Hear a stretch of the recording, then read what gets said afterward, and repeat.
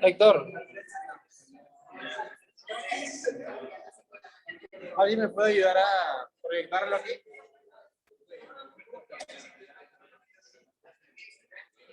¿Alguien me puede ayudar a proyectarlo? ¿Alguien te puede ayudar a proyectarlo?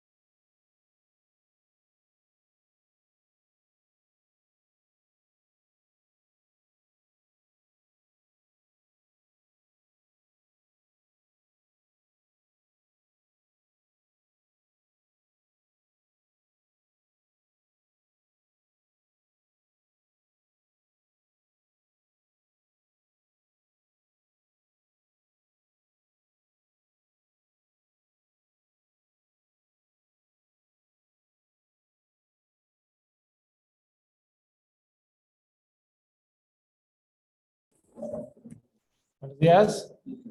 ¿Se me escucha? ¿Alguien que esté conectado? Sí, sí se escucha.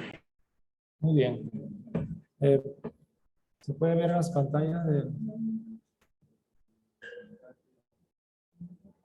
Sin problema, doctor.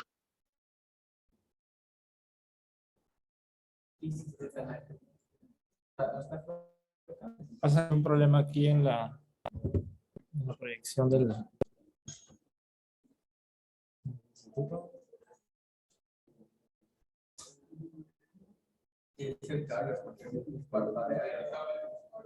Bueno, desconecta.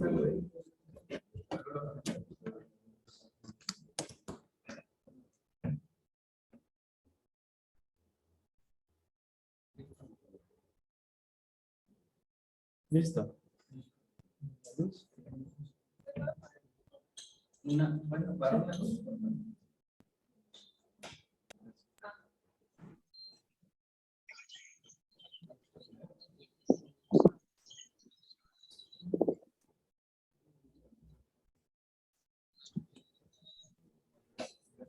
Muy bien, vamos a iniciar la clase del día de hoy a cargo del equipo de retina.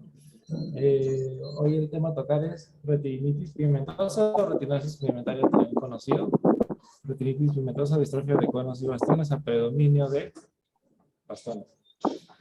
Muy bien, el catedrático, el doctor Miguel Ángel Carvajal, el fellow de retina quien habla, el doctor Luis Alexander Tanaka Zenobio, y como colaborador también estuvo antes de...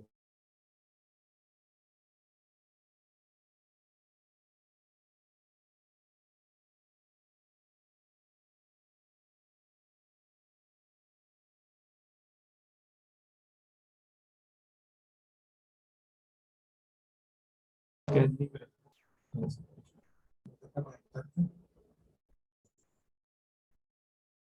eso es Auditorio Gaucho. Ok. ¿Es Mac, verdad? Auditorio Gau.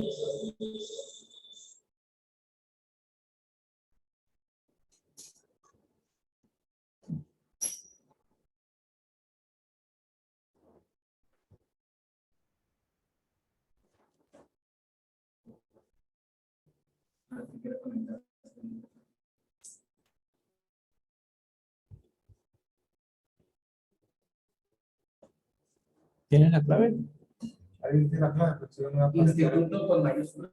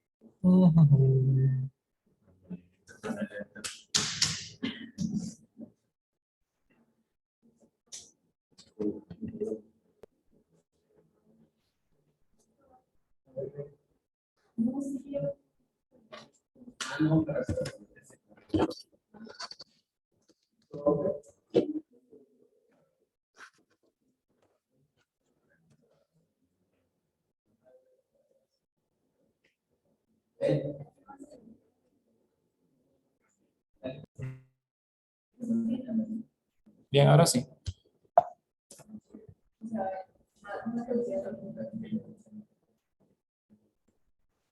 Bien, como sabemos, existen diversos términos para referirse a la retinosis pigmentaria.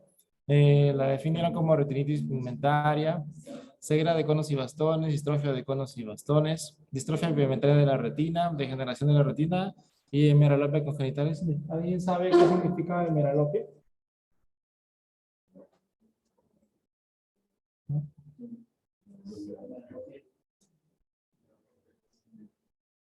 Hemeralopia. No, pues es la disminución de la agudeza visual en la luz, por el encarrilamiento. Bien, también es definido pues, como un conjunto de enfermedades que afecta a la retina periférica, especialmente a los fotorreceptores, que son los conos o los bastones. ¿Alguien que haya leído? Ah, los bastones, ¿no? Sí, predomina de bastones. Es una enfermedad hereditaria, degenerativa, de curso progresivo. Tiene ser crónica y bilateral. Pues hay una variante que es bilateral, pero se verá más adelante. Este es un fondo de ojo normal y un fondo de ojo con retinosis pigmentaria, ¿no? Tenemos tres aspectos principales. Pues es un ojo con retinosis pigmentaria clásica, en la cual vemos el patrón pues, de espículas óseas, ¿no? La periferia de la retina que respeta la mácula, el adelgazamiento, la disminución del calibre de los vasos a predominio arterial y la atrofia del nervio óptico, ¿no? Ocasionado por las alteraciones en las células de la retina que pues, conforme progresa la enfermedad van a ocasionar alteraciones de las células ganglionares y alteraciones de sus terminaciones axonas, que son las fibras nerviosas que van hacia el nervio óptico y por ende pues, se cae este tipo de enfermedad y se ven este tipo de patología. El síntoma principal es la nitalogia. ¿Qué significa nitalogia? Muy bien, es de curso progresivo, gracias. Más difícil adaptarse a la oscuridad, hay reducción progresiva del campo visual de tipo concéntrica, que es la visión del túnel, no muy parecido a las características de un campo visual producido por ejemplo, por el glaucoma. Pero con diferentes características que te van a orientar a este cuadro de retinosis pigmentaria. Hay un déficit de la agudeza visual, pues que no se ve al inicio porque como ya hemos visto, la enfermedad tiende a progresar o a identificarse inicialmente en la parte periférica de la retina, respetando las arcadas inicialmente. Aunque no, pues está descrito que hay alteraciones también a nivel de la mácula, como por ejemplo el edema macular quístico, que es una de las características principales, fibrosis de la membrana limitante y otras patologías. También vamos a tener deslumbramiento y fotopsias y falta de la capacidad para percibir objetos pequeños. Y en casos avanzados, como bien escrito, pues la ceguera absoluta. Muy bien. Como manifestaciones extraculares, esta entidad se ha visto conforme se fue estudiando durante los años que está involucrada en diferentes síndromes.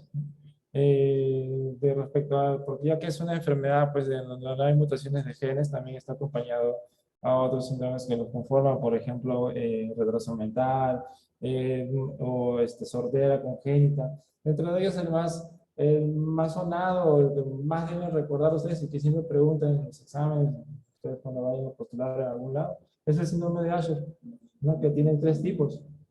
El primer tipo es el más frecuente, lamentablemente es el más agresivo, que tiene sordera congénita, que tiene muy profunda, tiene ataxia, acompañado de ataxia, y el tipo 2, que es un poco más tenue, pero también presenta ceguera congénita, pero no tiene compromiso vestibular, pues el tipo 1 sí, y el tipo 3 que se ha visto, bueno, descrito hace poco, que es acompañado de manifestaciones también de lesiones a nivel del sistema auditivo, pero que aparecen en el transcurso de la vida del paciente, ¿no? No aparecen de inicio de la enfermedad de inicio, no aparecen de forma congénita, sino en la adolescencia principalmente. El síndrome de Bardet-Biedl, que es acompañado de retraso mental, polidactilia, obesidad, hipogonadismo, nefropatía y retinosis pigmentaria. Se han descrito como aproximadamente 77 signos distintos, síndromes distintos. Entonces, nosotros tenemos que enfocarnos en donde, según las distrofias que tenemos en la retina, en el globo ocular, nos encontramos en las distrofias de cono y bastón, ¿no? A predominio de los bastones, ¿no? Es la llamada retinitis pigmentosa, pero también hay una retinitis pigmentosa de tipo inversa, que es el predominio de conos. Dentro de ellas, pues se han descrito diversos tipos de clasificación en base a su molecular, en base al patrón que forma la retinosis pigmentaria. Se ha visto que alteraciones de ciertos genes alteraciones de ciertas moléculas en los genes va a conformar ciertos patrones que se van a describir más adelante. Dentro de ellos, pues, la clásica, la cual conocemos todos nosotros. También tenemos la retinitis pigmentosa sin pigmento, la retinitis pigmentosa en sector, retinitis pigmentosa de tipo unilateral, que es muy raro, la central, que es la inversa, la pericentral, retinitis pigmentosa con EPR para arteriolar preservado, retinitis punctata albescens, retinitis pigmentosa senil o también llamada retinitis esporádica, y la atrofia paravenosa coriorretiniana, ¿no? Estos son tipos de patrones de acuerdo a que se han dividido, como les dije al inicio, de acuerdo a su estructura molecular y qué genes se encuentran afectados. Va a conformar un patrón, ¿no? En el sentido de que va a conformar un lugar específico donde se van a presentar en la retina. Pues como epidemiología tenemos que aparece entre los 10 a 40 años dependiendo de que rasgo tenga de autosomía tanto recesivo o dominante. 70% presentan historia familiar, pues en casi todos siempre hay que indagar la historia familiar, siempre es que vemos una represión hereditaria, pensar en una enfermedad hereditaria, tipo familiar, transmitido por padres. Más de 200 mutaciones en más de 100 genes, y la prevalencia mundial es de 1 por cada 4.000 a 5.000 personas. Y se dice que hay 2 millones de pacientes con retinosis pigmentaria en el mundo. Bien, la transmisión, como es una enfermedad genética que afecta a diversos tipos de genes, pues, se ve que tiene tanto genéticamente como un carácter de herencia, ¿no? Autosómica recesiva, autosómica dominante y ligada al cromosoma X, ¿no? Es una enfermedad pues, con un rasgo muy variable respecto a la autosomía. Por ejemplo, esta es una imagen de un caso de transmisión en el cual fuera la enfermedad un autosómico recesivo, en el cual el padre es portador, la madre es portador, y vemos cómo tenemos un porcentaje de 25% de padecer la enfermedad. Y cuando la enfermedad se presenta como autosomía dominante, pues tenemos un 50% de probabilidad. Y cuando hay ligado el cromosoma X, pues en este caso tenemos varios escenarios. Por ejemplo, tenemos aquí la imagen de que el padre sea enfermo y la madre sea portadora, ¿no? Tenemos un 50% de que los hijos sean enfermos y un 50% de que los hijos sean sanos. Dentro de ellos, pues si sale un hijo del sexo femenino, pues puede ser tanto portador o enfermo. Y independientemente, pues, de si el padre es enfermo, o sea, ¿qué es? Eso es la característica de las enfermedades ligadas al cromosoma X. Si nosotros tenemos un XX, pues basta que un X sea sano, va a hacer que no se produzca la enfermedad, ¿no? En el caso de si fuera XX, pues será como portador. Y si fuera un XY, pues basta que tenga solamente el X enfermo, pues ya se caracteriza como paciente enfermo, ¿no? ¿Por qué? Porque es lo único que, pues, que demuestra el alelo formado por el cromosoma X dañado, ¿no? Entonces, vemos que el autosómico dominante es el mejor pronóstico. El autosómico recesivo también puede ser severa, pero el que es ligado al X es la forma más severa, pero es la menos común, en el cual van a ver a pacientes que tienen sequedad completa de la tercera y de un 43 a 56%, que también tiene un rasgo común. Uy. En cuanto a la fisiopatología, pues no es del todo conocida. Múltiples mutaciones de las proteínas a nivel de los fotorreceptores, que también llegan a comprometer el EPR, ¿no?, en la retina. Distrofia de los fotorreceptores mediante diferentes múltiples de mecanismos de apoptosis, que van a causar las alteraciones de estos fotorreceptores. Factores también tenemos que tener en cuenta, no solamente es de por sí de tener los genes alterados, o las mutaciones en diversos tipos de proteínas van a expresar la enfermedad. También tiene que ver mucho los factores medioambientales que pueden desencadenar o pueden agravar la enfermedad, ¿no?, como es el consumo de tabaco, el alcohol, el estrés, la ansiedad, la depresión y la luz. Entre lo más frecuente el tabaco y la luz. Pues, no, los pacientes que tienen retinosis pigmentaria se deben cuidar mucho de la exposición a la luz, porque eso agrava más la enfermedad. Y el consumo de tabaco también lo va a agravar. Diversos tipos de clasificación de la retinosis pigmentaria, según su tipicidad, según el comienzo de la edad, según su rasgo de herencia y según el estadio clínico mediante la acuosidad visual. Se han tratado de catalogar diferentes tipos de clasificaciones. Bueno, como ya la conocemos, la retinitis pigmentosa clásica es la más común. El síntoma más frecuente es la tintalopia, como se los dije. La triada clásica, la papila, la papila pálida, los vasos que se encuentran entrelazados, y pues las áreas de hiperpigmentación en forma de espículas óseas. Esas espículas óseas son formadas porque conforme se van deteriorando los fotorreceptores en las capas más externas de la retina, comienzan a haber una degradación de ellos y por ende, también por cercanía, pues comienzan a alterarse el EPR y comienzan a liberarse los pigmentos tanto del EPR y del EPR fotorreceptores que comienzan a hiperpigmentar las otras zonas de la retina interna y por ende también van a implementar el humor vítreo, ¿no? Lo cual también se puede ver en estos casos. Y para agravar más la situación, también hay una asociación entre esta hiperpigmentación y el desarrollo de las cataratas. Estos pacientes, aparte de que tienen todos esos problemas en la retina, van a desarrollar cataratas de una forma más precoz a predominio subcapsular posterior. Pues la herencia tiene esa variable, como lo dije, y las formas más comunes en México son la autosómica recesiva y la esporádica. Como síntomas más frecuentes, la nitalopia, la reducción del campo visual y la agudeza visual. Y tenemos aquí también que son dos variables a tener en cuenta en la retinosis pigmentaria, por ejemplo, la presencia de pigmento en el humor vítreo, como les dije al inicio, el cual puede ser observado por detrás de cristalino.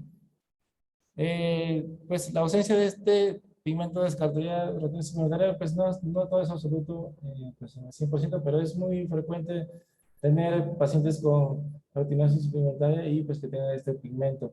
Puede ser de muy gran ayuda, por ejemplo, hay una retinosis pigmentaria pues que no presenta espículas óseas, ya sea al inicio de la enfermedad o como entidad aparte, pues está descrita y nos podemos guiar en base a la presencia de estos depósitos de pigmento en el humor vítreo.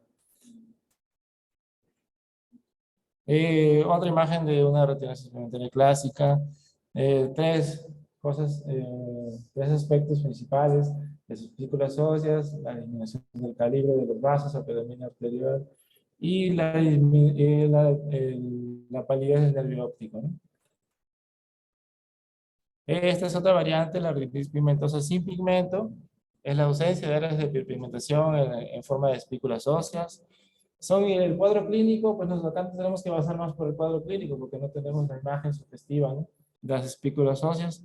Pero si hacemos nosotros unos exámenes, ustedes saben qué exámenes se solicita para estos tipos de enfermedades, de distrofia sí, ¿no? Sí, pues es un patrón estándar de oro que pues se va a identificar.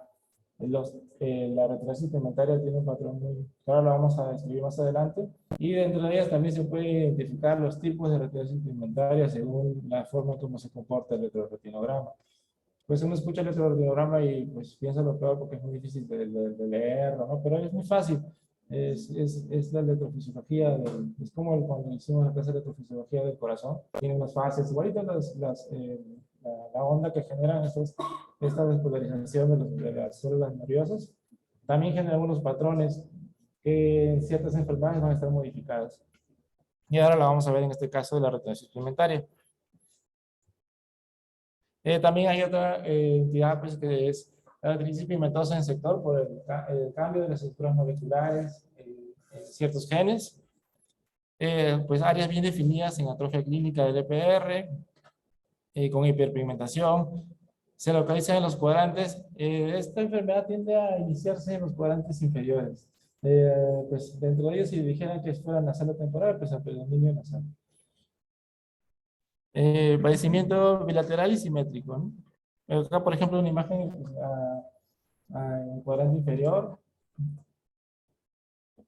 solamente focal, ¿no? Y pues sí es simétrico, hay que tenerlo en cuenta. Y de tipo unilateral, que es sumamente raro, siempre que vea una unilateral hay que hacer un descarte, es como que un diagnóstico, dentro de ella que hacer un diagnóstico de exclusión, más exclusión porque pensar en patologías infecciosas que pueden simular este tipo de patrón, ¿no? O traumáticas, inflamatorias, según también un desprendimiento de retina antigua puede simular que no se trató y pues que si llegó a aplicarse otra vez y comenzó a generar una cicatrización, se pueden simular unas espículas óseas. Hay otra entidad llamada también retinitis pigmentosa central, la de tipo inversa, que es el predominio de Si la retinitis pigmentosa clásica es el predominio de bastones, esta será predominio de, porque los conos se encuentran más en la mácula. Y pues en la mácula no hay bastón. Entonces, la visión central, pues ya que es la inversa, pues la visión central se encuentra muy afectada al inicio, como presencia de higalopia y discromatopsias, áreas de atrofia de LPR y hiperpigmentación, y pues respetan la periferia de la retina. Esta es una imagen de una retinitis pigmentosa inversa, ¿no? Pues es raro igual descartar otras patologías siempre.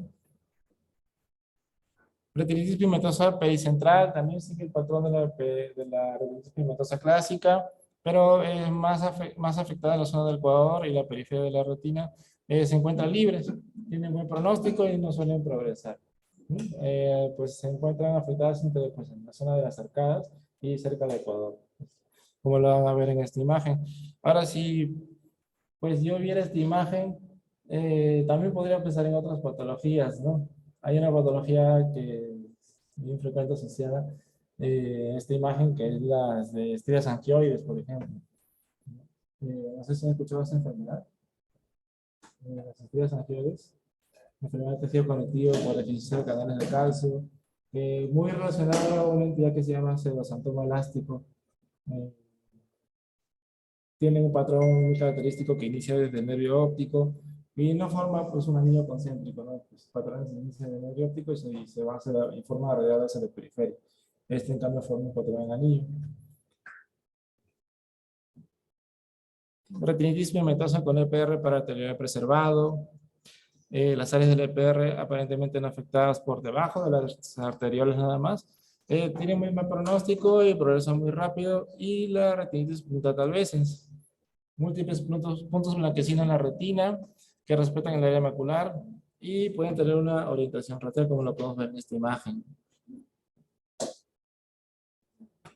La retinitis pigmentosa senil o esporádica tiende a aparecer en pacientes a partir de los 50 a 60 años, en los cuales carecían de sintomatología previas y desarrollan todas las características de los signos y síntomas clásicos de la retinosis pigmentaria, pues corroborados con el retroretinograma.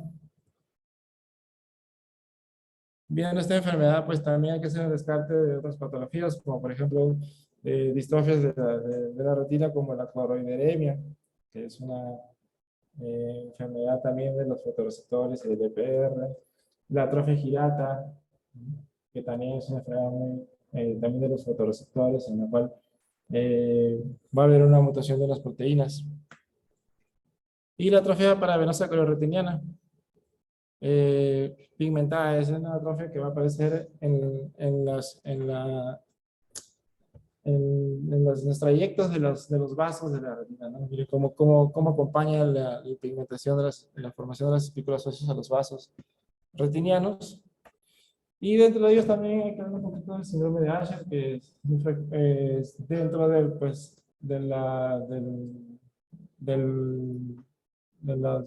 los síndromes de la retinosis pigmentaria, es uno de los más frecuentes.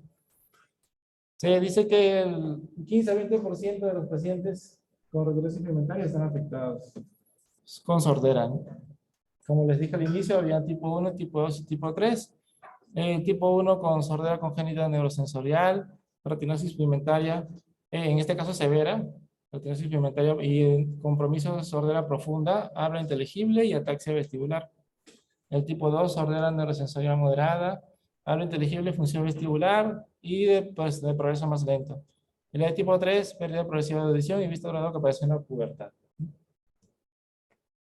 También hay otros tipos de síndromes, el de Kearns-Sayre, que presenta oftalmoplegia externa progresiva, ptosis, distrés respiratorios, acompañados de bloqueo del corazón, de las ramas del corazón. Síndrome de Weiss-Kopfschek, que es A-beta lipoproteinemia, malabsorción de vitaminas liposolubles, acantocitosis y ataxia espinocerebral. Bien. Después de haber escuchado todos estos tipos de variantes, porque es bueno saberlos, pero pues, para que lo tengan en cuenta, ¿no? Que no solamente la retinosis pigmentaria, sino aisladas, sino que estamos formando síndromes. Hay que hacer un diagnóstico exhaustivo del paciente, Entre ellos lo más importante es la historia clínica, a los antecedentes cerebrales familiares, presencia de si algún tiempo tuvo, si en algún momento tuvo enfermedades infecciosas, todo lo que ustedes ven de diferentes patologías, pues tratar de descartar en esta, como un diagnóstico de exclusión a esta enfermedad, ¿no? Y pues como se lo dije al inicio, los signos y síntomas, entre lo más frecuente, pues el signo de la amitalopia, los síntomas de la amitalopia, los tres tipos de espículas óseas, la relación de la palidez del nervio óptico y el adelgazamiento de los vasos. Y la formación del cristalino, pues les dije que pueden formar cataratas subcapsulares posteriores. Ahora, vamos a ir al diagnóstico. Pues tenemos aquí, por ejemplo, un campo visual.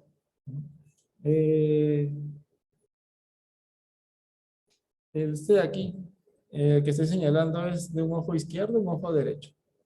Un residente me puede decir, un roto por glaucoma. ¿Y por qué?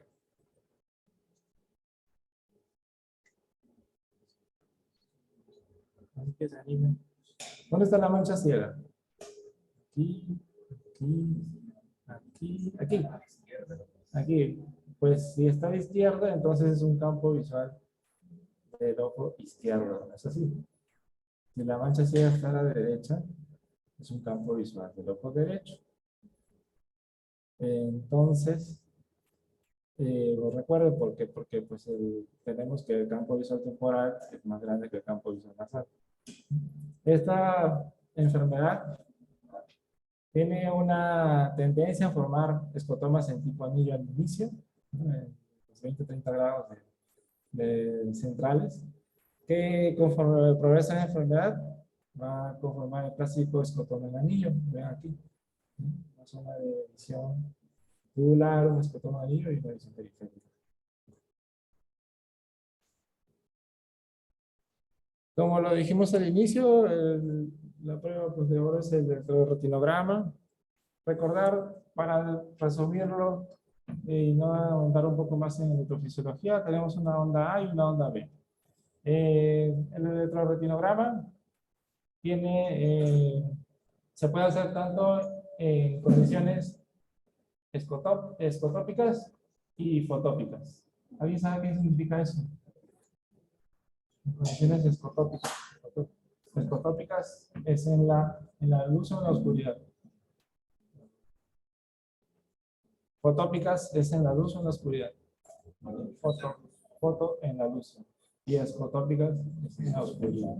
Bien, pues las fotópicas se hacen en la luz para evaluar predominantemente a los bonos. Y las escotópicas se hacen en la oscuridad para evaluar la función de los bastones. Ya vamos a entender el otro retinograma. Tenemos una onda A y una onda B. La onda A va a evaluar a los fotorreceptores y la onda B a las células de Müller. Si ustedes recuerdan, la vía luminosa, ¿cuáles son las células de primer orden de la vía luminosa? Los residentes de primer año, esa es fisiología básica de la retina. La luz llega a las células de primer orden, que son el estímulo luminoso llegan a los fotorreceptores, ¿no? Los fotorreceptores, pues entonces son las células de primer orden porque son los que reciben el estímulo luminoso. Que después se va a las células de segundo orden, que son las células de Müller y las células ganglionares, ¿no? Las células de tercer orden son las células ganglionares, que tienen sus axones que se llaman fibras nerviosas, que van a conformar el nervio óptico, ¿no? Y el nervio óptico pues se va hacia la cuarta sinapsis de las células de cuarto orden, que son el ventrículo lateral del tálamo, y de ahí se va hacia la corteza que está en el área occipital. Ya saben, ¿no? Células de primero, segundo, tercero y cuarto orden, y pues todas están conforman en la vía luminosa y se van a la corteza, ¿no? Entonces, igual, las ondas A, las ondas B, Entonces, este de acá, esta enfermedad está evaluada en condiciones escotópicas o fotópicas. Si afecta, si las células afectadas son los bastones predominantes, escotópicas, ¿no? Este es un patrón característico de en un paciente con un electroretinograma normal en condiciones escotópicas. Tenemos la onda negativa. Vemos que en la retinosis pigmentaria hay una disminución de la amplitud de la despolarización de la onda A, tanto de la onda A como la onda B, y hubo también un alargamiento, una disminución del tiempo de despolarización de cada onda en ciclo. Este es un electroretinograma difuso en masa. Hay diferentes tipos de electroretinogramas. Pues cada entidad te va a dar un tipo de electroretinograma. Y dentro de ellas, cada tipo de retinosis te va a dar un tipo también de imagen sugestiva. Y eso pues lo podemos ahondar, pues sería muy tedioso, pero básicamente para que entiendan nada más. Y lo que nosotros solemos pedir y lo que es mandatorio, pues es un electroretinograma multifocal.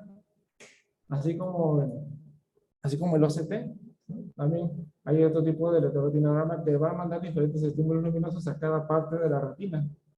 Y como esto es, supongamos que esta es la retina, y ven que aquí hay una buena despolarización de la zona A y B, ¿no? Como vimos, en condiciones escotópicas o fotópicas. Pues escotópicas, ¿no? Pues miren el patrón de las ondas. En cambio, vemos en el periferia que están sumamente planas. ¿Por qué? Porque pues en el periferia están los bastones, ¿no? Y es una alteración sugestiva. Esta es una enfermedad de alteración pigmentoplástica. Y con este tipo de patrón se puede ver, con este tipo de examen se pueden ver los diferentes patrones de la alteración pigmentosa que les describí anteriormente. La focal, la inversa, que siga los vasos arteriales, ¿no? La que no tiene pigmento. Por ejemplo, igual con este examen podemos diagnosticarla, ¿no? También hay estadios en base a la alteración de correlación del electroretinograma y la clínica, ¿no? En base a la agudeza visual. Y siempre tener en cuenta el diagnóstico diferencial. Retinopatía por cloroquina, neuroretinitis sifilítica terminal, para neoplásicos, retinopatía pigmentaria traumática también, como les dije anteriormente. Aquí están las imágenes.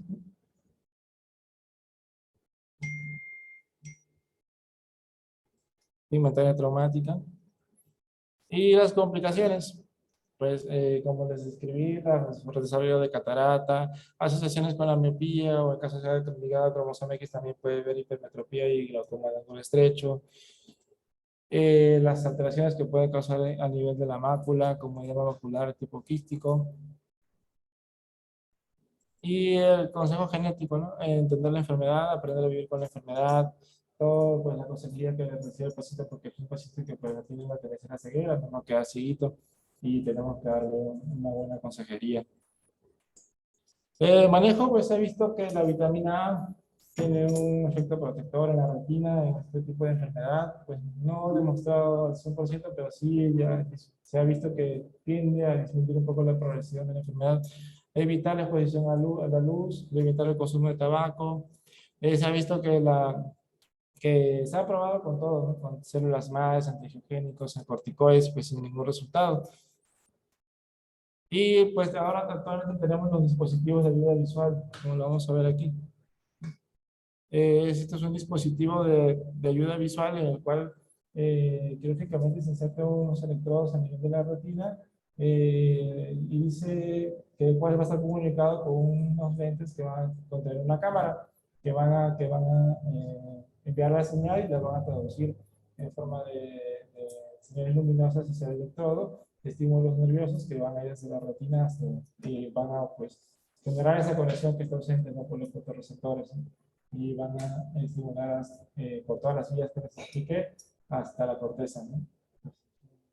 Tratamiento novedoso que esta casa comercial Second Sight ha fabricado, ¿no? Y que es una ayuda muy importante para este tipo de pacientes, especialmente los que son ligados al cromosoma X. y nuevos tratamientos, ¿no? Actualmente ya existe cura para un tipo de mutación de este gen. Pacientes que presenten retinosis pigmentaria con solamente mutación del gen RPE65 pueden ser tratados con tratamientos recombinantes, con medicamentos recombinantes. Y se ha visto que ya hay mejoría de la clínica y de la mejoría visual en esos pacientes. Igualmente están en estudio diferentes tipos de terapia genética, especialmente para los que son ligados al cromosoma X, que son los más severos, diferentes tipos de genes que se están tratando actualmente, pero están en fase de estudios. Igual esperemos que en un futuro estos pacientes puedan tener el tratamiento adecuado. Y pues se ve que el futuro del tratamiento de las distrofias sí está evocado en la terapia genética, ¿no? Tratamientos recombinantes. Yo creo que en unos 5 a 10 años veremos muchos cambios y muchos tratamientos novedosos que serán presentados en diversos congresos. Muy bien, muchas gracias por su atención.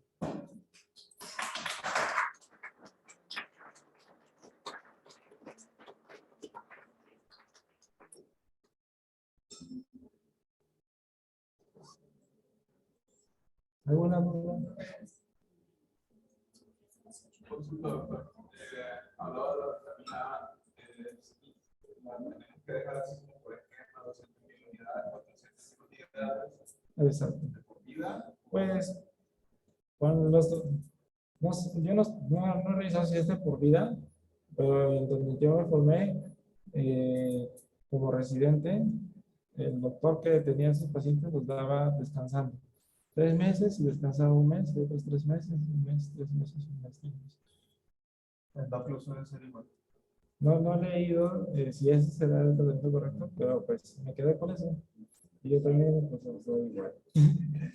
Sí, tendría que revisarlo, sí. Si el uso continuo, pues tiene alguna alteración, ¿no? Una pregunta, Dani. ¿Tu tío el que trata con ozono este tipo de patología? No es tal cual ozono, la verdad es que desconozco. Sé que lo administra pero son unos medicamentos que no funcionan. No está bien establecido, de hecho, pues hay que muchos autores como que no creen mucho. Se pone por ejemplo intravenoso, pero este tiempo que yo estuve ahí apoyándolo, me tocó ver casos de pacientes no solamente con glaucoma, les hacíamos una lesión de campo visual al inicio del tratamiento, pues es un tratamiento largo porque se tiene que estar poniendo como que cada mes y no es un tratamiento que te va a curar. Pero lo que sí vimos es que se aclaraba más el campo visual, también los cambios del paciente no eran como muy drásticos. Ellos lo único que notaban era como un poquito más de luz, un poquito más de claridad, pero la verdad que los campos visuales cambiaban bastante. Pero pacientes que se alejaban y ya no seguían con el tratamiento, otra vez se volvía el campo visual. Me tocó un testimonio. Normalmente se hace por la verdad es que no se ha visto. Pero en todo caso es mensual, primero se utiliza como una dosis que esta semana, y ya entonces lo máximo. ¿Y es intravenoso? Intravenoso. Y después, o sea, va 10 semanas. Y luego mensualmente, por 3 meses. No, durante 3 meses. Y después lo máximo que pueden dejar son 3, 4 meses. No otra vez como que. O sea, el medicamento van a ser un año y después cada mes pasar 3 meses.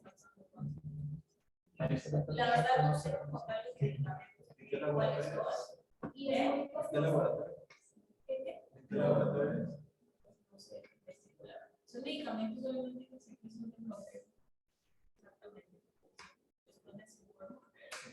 La verdad es que el doc, o sea, es medio aséptico también con ese tipo de temas, ¿no? Pero yo lo que sé es que cuando llega un paciente así, ya con una ceguera importante, él sí les dice, o previo, ¿no? Una ceguera importante, se le dice, la verdad, dice, hay un doctor que nos trata, dice, y él mismo le dice, yo soy un poco incrédulo en ese tema, pero me han llegado los pacientes después del tratamiento de este doctor, y la verdad es que el paciente refiere una mejoría mínima, tal vez como dice Daniela, pero una mejoría, ¿no? A mí me tocó el testimonio de un paciente ya con una ceguera muy, muy importante, y dice, la verdad, doctor, me siento mucho mejor. Debe ser medicamentos recombinantes, seguro. Sí, me siento mucho, mucho mejor. O sea, siento que veo un poco más, me siento más seguro, me siento, o sea, como dijo Daniela, prácticamente. Ahora, si tienen alteración de, por ejemplo, tienen presencia de edema macular quístico como retinosis, sí está indicada el tratamiento de acetazolamida. Con acetazolamida. ¿Ok? Con inhibidores de la migrasa carbónica. Se ha visto su mejoría, ya que la acetazolamida pues, tiene un mecanismo de la permeabilidad vascular. Y disminuye el edema macular quístico. O también puedo usar benzolamida, ¿no? Copia tópica. La puedes usar durante pues, 2 meses de inicio y con una dosis de inicio de ataque, que es 2 veces al día. Y después la puedes dar diario. Pues teniendo en cuenta más que todo, algunas personas lo dejan por los efectos secundarios, ¿no? ¿Cuáles son los efectos más frecuentes? ¿Cómo se llama? Porque los videos de los manos tienen un nombre. ¿Habla? Anestesia. Por eso lo tienden a dejar.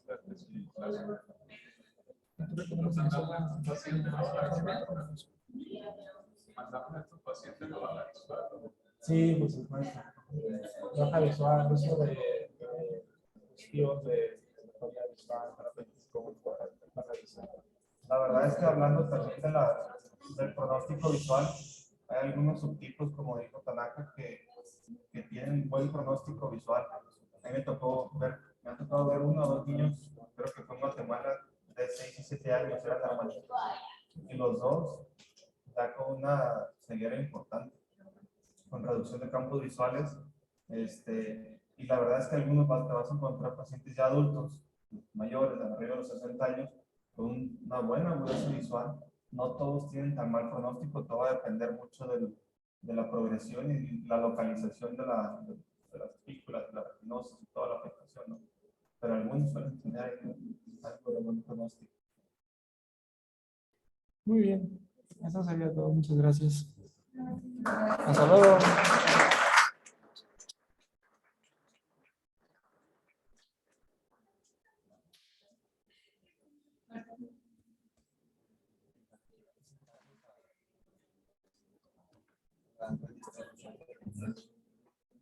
Primero. Sí.